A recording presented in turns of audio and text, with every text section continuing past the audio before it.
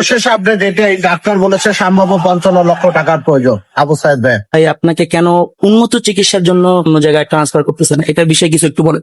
আমি এত উচ্চ লেভেলের চিকিৎসা আমি করতে চাই না। আমি মনে করি আমাদের বাংলাদেশের সরকার, আমাদের সরকারি যে কর্মস্থল আছে সেটার প্রতি আমাদের আস্থা রাখা দরকার, যেটা আমি পিজি হাসপাতালে পেয়েছি এবং আমি নিজেকে অনেকটা সুস্থতা বোধ করছি। দেশ প্রেমের কথা, লক্ষ্মী ছেলের কথা, উন্নত চিকিৎসা উনি চায় না, উনি সরকারি হসপিটালে চিকিৎসা করতে চায়।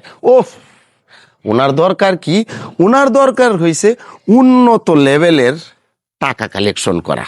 35 লক্ষ টাকা উঠায়া পরে বলতেছে 55 লক্ষ টাকার দরকার।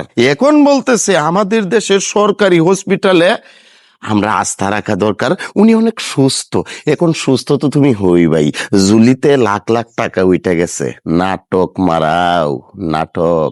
আহ, ওরে নাটক, ওরে নাটক। সোশ্যাল মিডিয়াতে এখন মানে রোগের ব্যবসা চলতেছে। আর এই আবু সাইদের মতো মানুষের কাছে বারবার আমরা বুকা সাজি। বাবু আবু সাইদ, এখনো সময় আছে বাবা। জাতির সামনে আইসা ক্ষমা চাও। আমরা ক্ষমাশীল পাবলিক, আমরা ক্ষমা করতে জানি, ক্ষমা করতে জানি। নয়তো কঠিন থেকে কঠিনতম ভাবে তার মাসুল তোমাকে দিতে হবে। তোমাকে পঙ্গু মানুষরাও টাকা দিছে, হাত নাই পা নাই, টাকা দিছে। এখন তুমি মানুষের ইমোশন নিয়ে খেলবা আর পার পায়া যাইবা? এটা তো হতে পারে না বাবা। এখনো সময় আছে, ক্ষমা চাও, জাতি ক্ষমা করে দিবে তোমাকে।